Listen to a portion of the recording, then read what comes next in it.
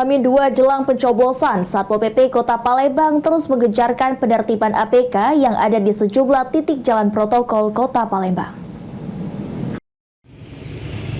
Halo Pak, di rumah mana nih Pak?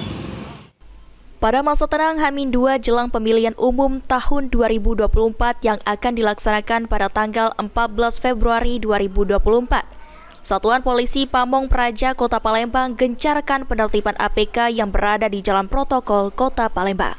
Disampaikan Kabid Tibum Tranmas Satpol PP Kota Palembang, Charlie Panggarbesi. Satpol PP Kota Palembang bersama dengan Bawaslu dan Panwascam melakukan penertiban APK. Penertiban difokuskan di ruas jalan protokol Kota Palembang.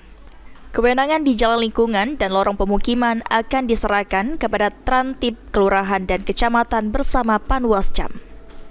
Baik, mulai dari selesai diselenggarakannya apel penertiban APK yang diinisiasi kerjasama antara Banwaslu Kota, Panwascam, kemudian pemerintah Kota Palembang tanggal 10 jam 10 malam, mulai dari pukul 00 tanggal 11 Februari, kami Pol PP Kota Palembang bersama-sama dengan Banwas dan Panwascam melakukan penertiban sampai dengan hari ini.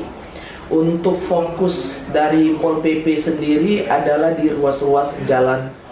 Ditambahkan oleh Charlie Panggarbesi, waktu penertiban APK dibagi menjadi 2. Di antaranya pada pagi hari dari pukul 7 sampai pukul 4 sore, dan tim kedua pada pukul 1:30 siang hari sampai pukul 22 malam hari.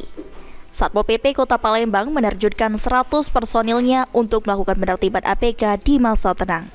Ilham Wahyudi, PAL TV.